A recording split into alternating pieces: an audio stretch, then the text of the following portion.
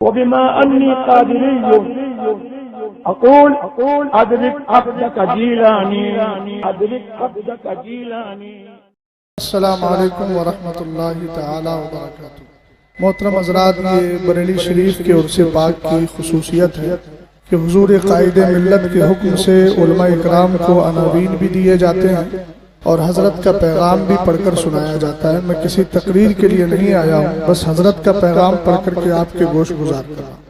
مرکز اہل سنت کا پیغام قوم مسلم کے نام باسمہ تعالی و تقدسہ. برادران اہل سنت، السلام علیکم ورحمۃ اللہ تعالی وبرکاتہ. اللہ تعالیٰ کا بے حد شکر و احسان کہ اس نے ہم کو مذہب اہل سنت مسلک اعلیٰ حضرت کا پیروکار و وفادار بنایا.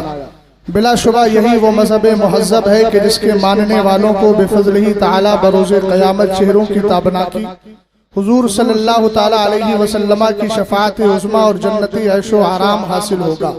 بس شرط اتنی ہے کہ ایمان و عقیدے کی حفاظت کی جائے اور اس کو رفض و نسب و خروج اور کفر و شرک کی آلودگی سے پاک رکھا جائے اور نیک اعمال کا خاص خیال رکھا جائے. اسی مقصد کے پیش نظر مرکز اہل سنت آپ حضرات کو مندرجہ ذیل ہدایات کرتا ہے اور مضبوطی کے ساتھ عمل پیرا ہونے کی تلقین کرتا ہے. نمبر 1، اپنے بچوں اور بچیوں میں بچپن ہی سے دینی ماحول جیسے نماز روزی کی ادائیگی، اوراد و وظائف کا التزام، تلاوت قرآن اور دینی کتب کے پڑھنے کا ذوق پیدا کریں اور ان کو کفر و گمراہی اور حلال و حرام کے مسائل سے واقف کرائیں تاکہ وہ صحیح اور غلط کے مابین فرق کر سکیں.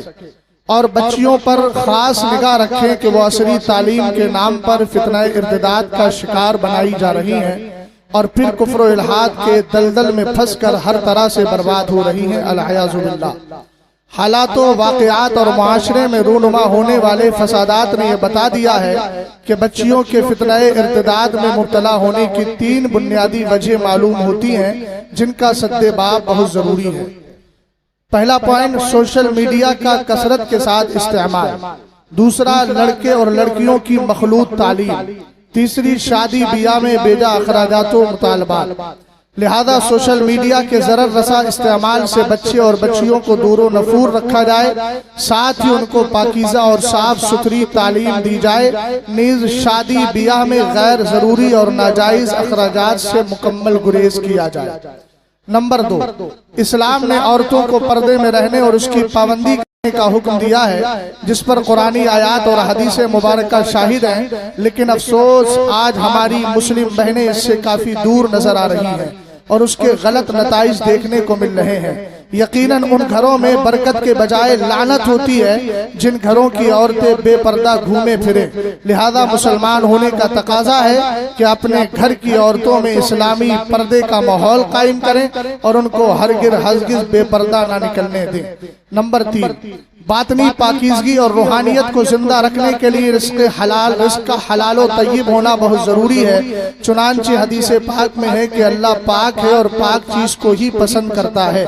اس لیے ضروری ہے کہ رزق حلال ہی کمائیں اور اولاد کو وہی کھلائیں تاکہ ان کا باطن پاک و صاف رہے. نمبر 4، مسلم معاشرے پر نظر رکھنے والے بخوبی جانتے ہیں کہ اس وقت اہل سنت کو خارجی فتنوں کے ساتھ داخلی فتنوں نے بھی اپنے چنگل میں جکڑ لیا ہے. اس پر خاص طور سے توجہ دیجیے گا، جس کے سبب ہماری نئی نسل کا ایک بھاری طبقہ ہمارے ہاتھوں سے نکلتا جا رہا ہے. چونکہ اس کے ذہن و فکر کو تاریخ و سیر کے ان غیر معتبر و شاذ واقعات سنا کر بگاڑا جا رہا ہے جو آیات قرآنیہ، حدیث مبارکہ اور اجماع امت کے خلاف ہے. میں سب کی خاص طور سے اس پوائنٹ پر توجہ چاہوں گا. ان داخلی فتنوں میں برسر فہرست رافضیت بنام مولائیت ہے جو ہر طرح سے اہل سنت کو نقصان پہنچانے کے در پہ ہے.